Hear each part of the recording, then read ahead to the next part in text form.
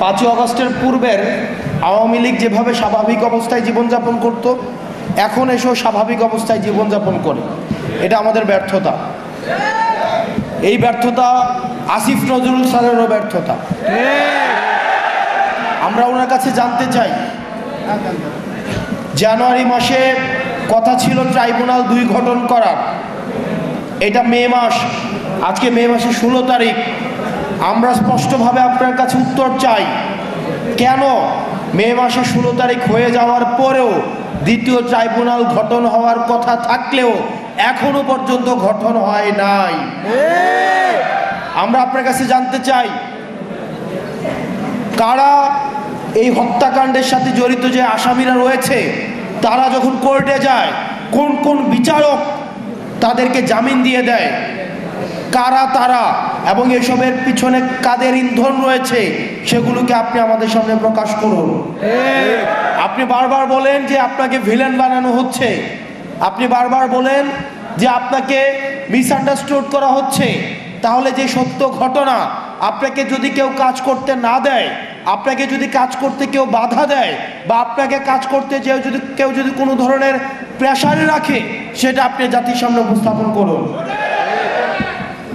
আমরা স্পষ্ট করতে চাই, আওয়ামী লীগের বিচার, খুনিদের বিচার ছাড়া, আপনারা যদি মনে করে থাকেন অন্তর্বর্তীকালীন সরকারের উপদেষ্টারা বিচার ছাড়া আপনাদের অন্য কোনো বড় সংস্কার রয়েছেন, তাহলে আপনারা ভুলের মধ্যে রয়েছেন। খুনিদের বিচার হচ্ছে এই অন্তর্বর্তীকালীন সরকারের উপদেষ্টাদের প্রধান এবং প্রথম সংস্কার। আমরা এই সংস্কারটিকে প্রথমেই দেখতে চাই। এই পাশ থেকে একটা স্লোগান আসছে, আমি এই স্লোগানটার বিরোধিতা জানাই। নির্বাচন না সংস্কার, এই স্লোগানটা সমস্যাজনক স্লোগান। কারণ এই স্লোগানের মধ্য দিয়ে মনে হয় যে আমরা হয় নির্বাচন চাই, না হয় সংস্কার চাই। বিষয়টা এমন না, আমরা দুইটাই চাই। তবে তবে তবে আমরা চাই বিচার হবে, সংস্কার হবে। এই সংস্কার প্রক্রিয়ার মধ্য দিয়ে আমাদের নির্বাচনটা হবে।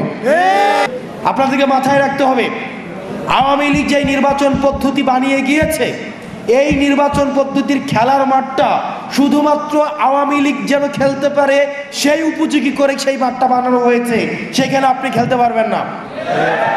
আপনি আগে সেই মাঠের সংস্কার চাইতে হবে, নির্বাচন পদ্ধতি সংস্কার চাইতে হবে।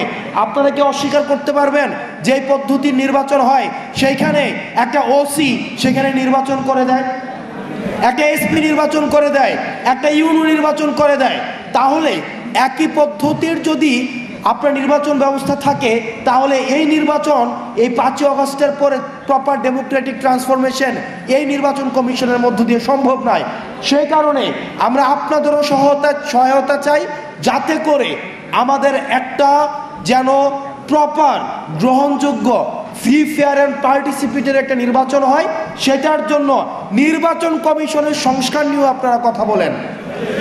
দুঃখজনক বিষয়, আপনারা জানবেন নির্বাচন কমিশন থেকে বলা হয়েছে, আমরা আমাদের থেকে একটা প্রস্তাবনা দিয়েছিলাম, যারা ফেরারি আসামি আছে, যারা গণহত্যার আসামি আছে, তারা যদি নির্বাচনে অংশগ্রহণ করতে চায়, তাহলে তারা সশরীরে এসে তারা পেপার সাবমিট করতে হবে।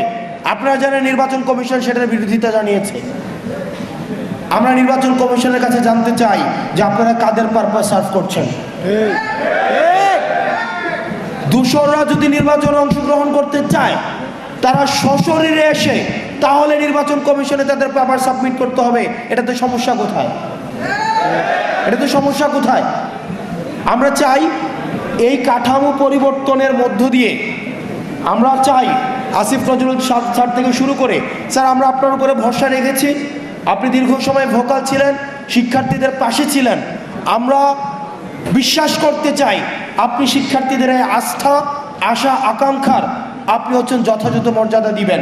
দ্বিতীয়ত, আপনারা ভুলে গেলে চলবে না, আওয়ামী লীগকে আমরা কার্যক্রম নিষিদ্ধ করতে পেরেছি, কিন্তু আওয়ামী লীগকে যারা ডোনার, আওয়ামী লীগের যে ফাইন্যান্স, আওয়ামী লীগের যে অর্থ ব্যবস্থা, সেই অর্থ ব্যবস্থা কিন্তু এখনো পর্যন্ত ইনট্যাক্ট।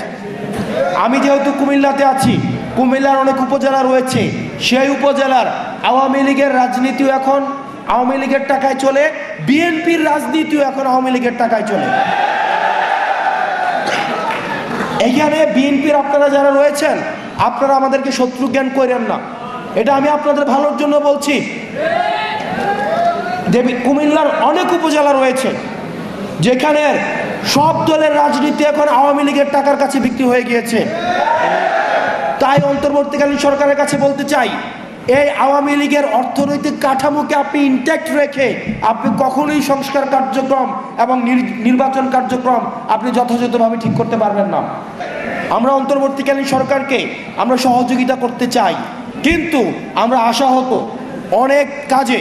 আমরা এখনো পর্যন্ত বিচার দেখি নাই, এখনো পর্যন্ত আহতদের সম্পূর্ণ পুনর্বাসন দেখি নাই, কর্মসংস্থান দেখি নাই, এখনো পর্যন্ত বিচারের কোনো অগ্রগতি হয় নাই।